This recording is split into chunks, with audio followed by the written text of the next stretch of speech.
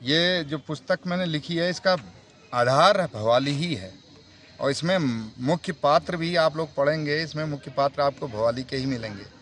जैसे हरदा मिलेंगे आपको, नबू प्रधान मिलेंगे, तिलोचन प्रधान मिलेंगे, और शाहजी आरती मिलेंगे, बहादुर सिंह जी जो नहीं रहे अभी बहादुर सिंह जी का नाम आया है। तो यहाँ पर मैंने उत्तराखंड की और खासकर कुमाऊं अंचल के हर विषय को छूने की कोशिश की है, जिसमें आप समझिए कि जो विषय हम भूल चुके हैं, जैसे अब छोटी छोटी चीज़ें हैं, लूट भूल गए। अब लूट जो होता था, घास का जो पुलिंदा बनता था, उसको नौ ऊँची पहली है, जिनको नौ कहते थे, जो पानी का आधार होता, जहाँ से पानी भरा जाता था, पहाड़ के कुएं समझिए उनको।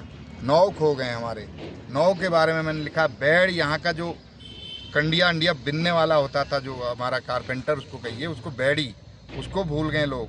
यहाँ की जागर और आपका सरात, जो सरात करते हैं ट्रेडिशनल, और यहाँ के फल फूल, यहाँ के पकवान, एक एक पकवान के बारे में, जो पकवान आप लोग नाम, हमारे नए बच्चे नाम तक नहीं जानते हैं, उस सब को मैंने कविता में पिरोया है। यानी आप उसका गीत भी, आप उसको संगीतबद्ध कर सकते हैं। तो ये 48 कविताएं मैंने दी हैं, 48 विषय हैं।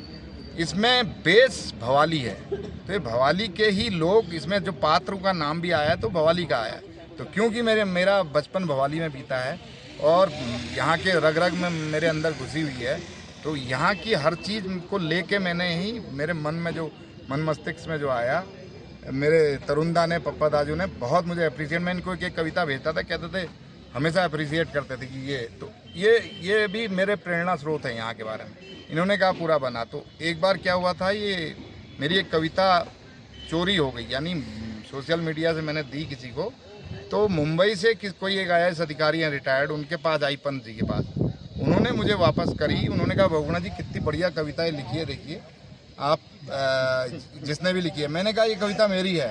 तो बोले आपकी कैसी है? मैंने उनको बेस पूरा दिया। तो बोले अरे यार तुम कलेक्शन करो, इतना बढ़िया बढ़िया लिखते हो, इतना आप लिखते हो। तो उस दिन मेरे मन में जागा कि नहीं, मुझे कलेक्शन करना चाहिए। तब मेरे पास 17-18 कविताएं लिखी हुई थी। ये है सितंबर की बात। अक्टूबर, नवंबर, दिसंबर में मैंने पूरी किताब ये तैयार कर दी, और सारे फिर टॉपिक एक एक करके बीच बीच में दाजू से मैं राय लेते रहता था, ये लिखा ये लिखा। तो ये सब चीज़ें हैं। ये मोहनदा को भी मैंने कई चीज़ें दी, हमेशा मोहनदा ने भी अप्रिशिएट किया। तो ये सब चीज़ों को लेके भेज, फिलहाल इस किताब का मूल आधार कवि भवाली है। जो भी भवाली वाला पढ़ेगा वो ये समझेगा मेरे ऊपर लिखा है। ये मैंने कोशिश किया इस कविता को लिखने में। तो इसका विमोचन एक उस पर रूप पर लखनऊ में हो चुका है बड़े साहित्यकारों के हाथ से, लेकिन दाजू ने कहा नहीं, भवाली का है तो हम एक बार फिर से इसका यहाँ पर विमोचन अपनी, यानी मातृभूमि, मेरी जन्मभूमि पे करने के लिए कहा। तो इसलिए मैंने कहा चलिए ठीक है, होली का समय भी है, आएँ और सब अपने दोस्त मित्रों से मिल के यहाँ पर इसको किया जाए।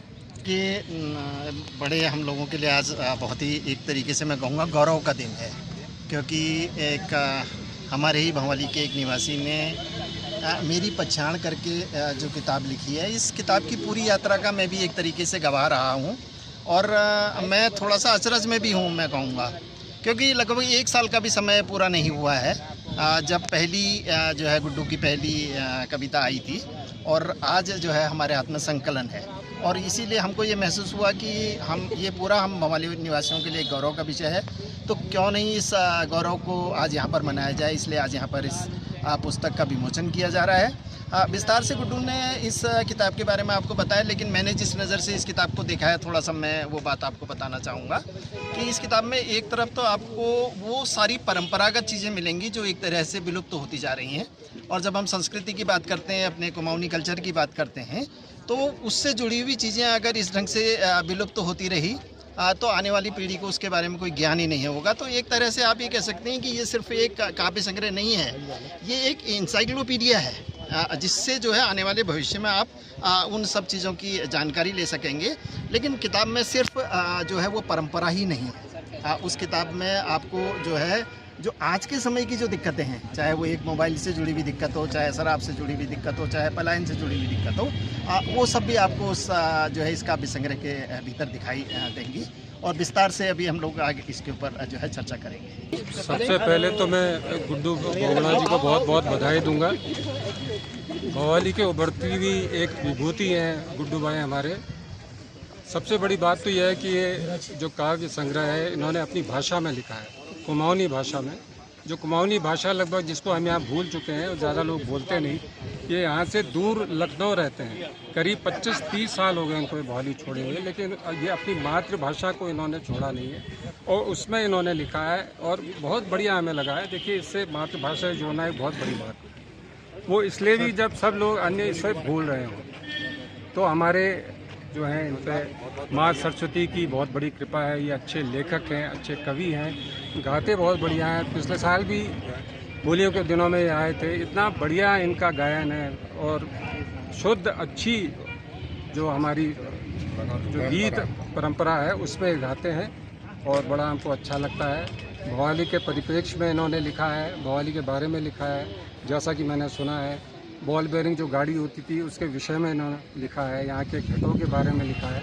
तो मैं इनको एक साधुवाद दूंगा और कहूँगा कि आगे ये कंटिन्यू इस चीज़ को रखें। बहुत बहुत धन्यवाद।